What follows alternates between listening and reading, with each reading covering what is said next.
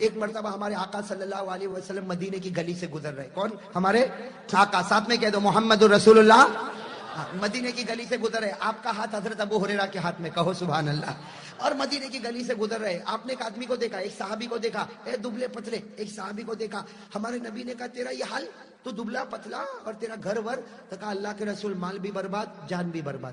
کیا کہا؟ مال بھی برباد جان. تو ہمارے نبی نے کہا فکر مت کر, یہ دعا پڑھ. ہمارے نبی نے ایک دعا دی, کہا یہ پڑھ. چلو ہو گیا, انہوں نے پڑھنا شروع کیا. 2-3 مہینے کے بعد ہمارے نبی پھر جا رہے, حضرت ابو ہریرہ کو لے کے جا رہے, اسی گلی سے جا رہے تو دیکھا تو وہ تو شان ٹھاٹ باٹ کے ساتھ گھوڑے پر بیٹھا ہوا, اور ماشاءاللہ اس کا گھر بھی عالی شان. تو ہمارے نبی نے کہا تو وہی ہے نا؟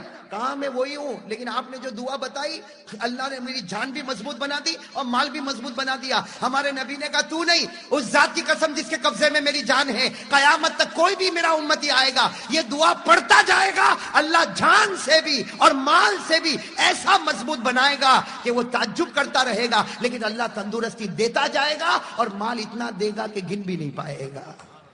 تو وہ دعا آج میں لے کر آیا ہوں. یہ مولانا حبیب صاحب کے پاس دیکھو یہ کارڈ پڑے ہوئے ہیں, اور یہ دعا بہت پیاری. اس میں 5 جملے. کتنے جملے؟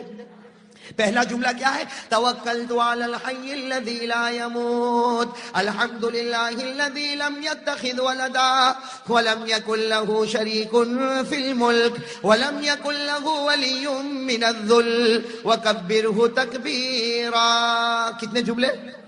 5. تو یہ جس کو بھی ملے میں قسم کھا کر کہہ سکے, جب نبی قسم کھائے تو میرے کو کیا ہے بھائی قسم, میں بھی قسم کھا کر کہتا ہوں پڑھو.